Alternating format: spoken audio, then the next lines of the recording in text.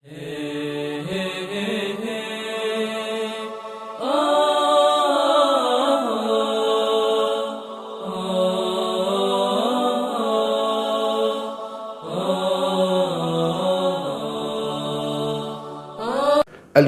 بمشيئة الله تبارك وتعالى مع وسيلة وغاية جديدة للنجاة من عذاب الله، ألا وهي البكاء من خشية الله. اسأل نفسك كده، كم مرة في حياتك افتكرت عظمة الملك، افتكرت عظمة الكريم العظيم وبكيت من خشية الله؟ كم مرة كده في حياتك كنت بتصلي بكيت من خشية الله؟ كم مرة في حياتك سمعت آية كده وأثرت فيك وجعلتك تبكي كده؟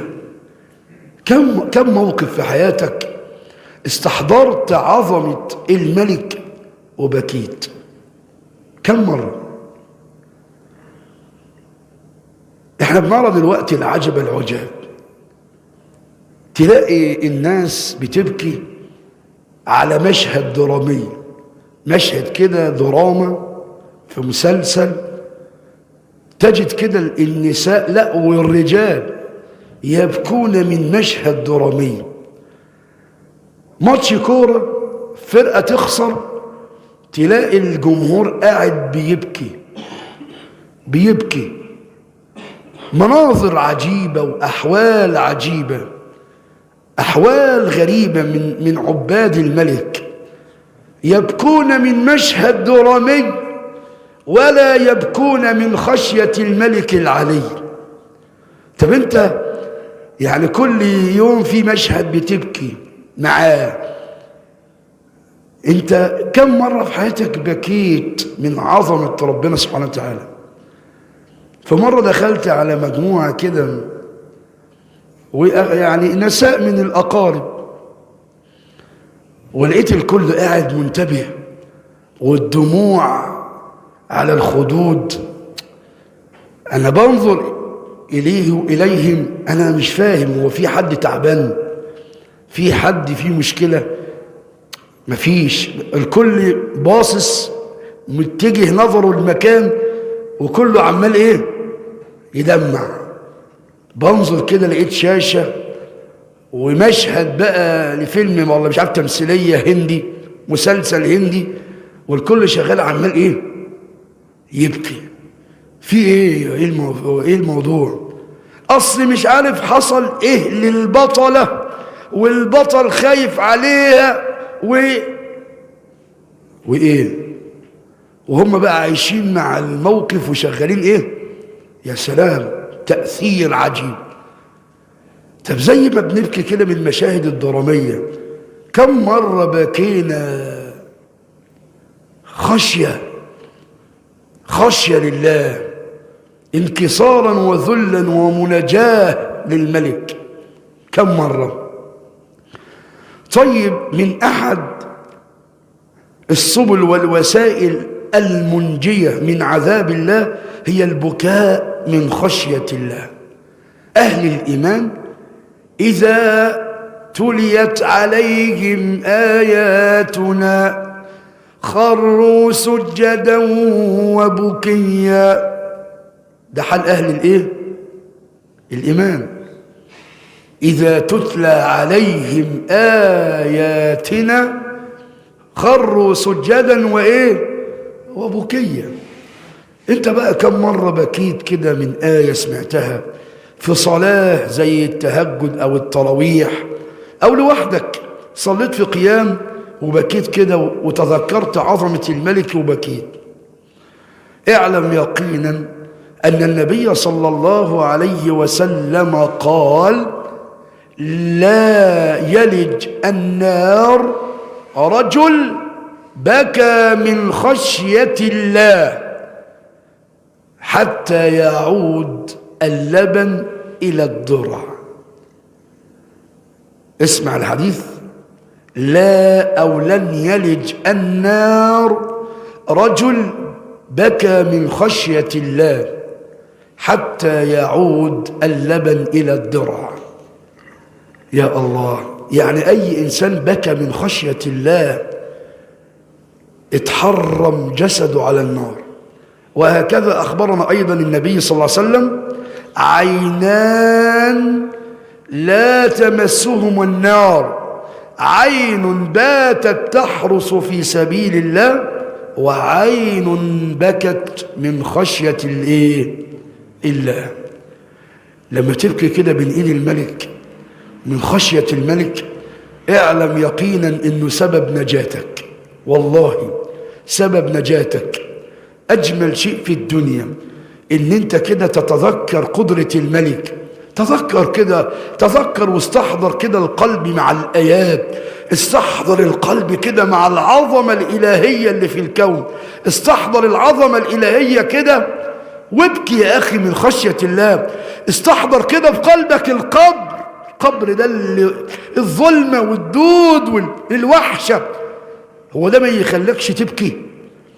القبر ده لما تتذكر القبر ألا يجعلك تبكي؟ القيامة وأهوال القيامة ويوم القيامة، هذا اليوم الذي مقداره 50,000 سنة، الناس في كرب وهم وغم، الناس في كرب عظيم. الشمس تدنو من الرؤوس، الشمس تقترب من الرؤوس بمقدار ميل. احنا دلوقتي بيننا وبين الشمس 93 مليون ميل، يعني حوالي 162 مليون كيلو متر. 162 مليون كيلو متر، هيبقى بيننا وبينها كيلو 600 متر. شوف تشيل بقى 100، هتشيل حوالي 160 مليون كيلو. ده احنا دلوقتي درجة الحرارة لو وصلت 50 في بعض الدول، او لو تجاوزت شوية، محدش يقدر يمشي في الشارع. عايشين على تكييفات، عايشين على تكييفات، السيارة مكيفة، المنزل مكيف، في الشغل تكييف، في كل مكان في العمل تكييف. بيبطلوا الشغل في ساعة الحر، الشغل كله بيبقى من الفجر لصلاة الظهر، ثم يكملوا آخر النهار بقى في الطراوة. فهيكون حالنا ايه؟ ألم تتذكر هذه الأهوال؟ طب ايه رأيك اللي هينجيك ايضا في هذا الموقف؟ ان انت تكون باكي من خشية الله. قال رسول الله صلى الله عليه وسلم: 7 يظلهم الله تبارك وتعالى يوم القيامة بظله، يوم لا ظل إلا ظله. ما فيش ظل يوم القيامة بقى. الدنيا هنا في أسقف، في تندات، في شجر، في عمارات، في مراوح، في تكييفات، لكن يوم القيامة لا، ما فيش إلا ظل واحد فقط، ظل عرش الملك. العرش، الظل بقى. مين بقى اللي هيجلس تحت هذا الظل؟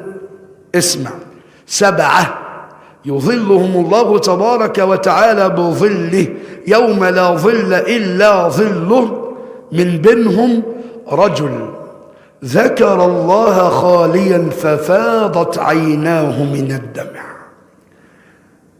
ذكر الله ايه؟ خاليا، يعني لوحده كده، بعيد عن أعين الناس، بعيد عن الرياء بقى، بعيد عن الرياء وبعيد عن السمعة. رجل كده في جوف بيته كده، ببيته كده، بعيد عن الزوجة كمان، أغلق على نفسه الغرفة كده، وصلى مثلا لله ركعات، أو جلس كده وتأمل في عظمة الله وبكى. رجل ذكر الله خاليا، يعني لوحده، ففاضت عيناه من الدمع، ظل يبكي ويبكي ويبكي ويبكي. هذا الرجل يستظل تحت ظل عرش الملك يوم القيامة. قل بقى لنفسك كده، انت كم مرة اختلت بنفسك وبكيت من خشية الله؟ اسأل نفسك، كل واحد يسأل نفسه، انت كم مرة في حياتك كده جلست في خلوة لوحدك وبكيت من عظمة الملك؟ والله لو سألنا نفسنا هنلاقيها ممكن اللي قاعد دلوقتي يقول يا ده انا عمري ما بكيت لوحدي من خشيه الله. وممكن واحد يقول ده ايه، ده ممكن مره ولا مرتين. صح، هي اعداد بسيطه، هي ممكن تكون مره وتكون سبب نجاتك. فانت ما تحرمش نفسك، دايما كده تذكر. تعالى كده بالليل شغل ايات القران كده، بالليل بيبقى لها مذاق خاص. شغل ايات القران كده واسمع، او قوم صلي لله ركعات، ركعتين 4، واقرا كده وافتح المصحف وانت بتقرا، ما فيهاش شيء. الصلاه من المصحف في السنه ما فيش اي مشكله. واقرا كده واستحضر كده عظمه الملك، وابكي يا اخي، ابكي من ايد الملك، هتلاقي حلاوه وهتلاقي ايمان عجيب، وكمان فوز بالنجاه من عذاب الله يوم القيامه.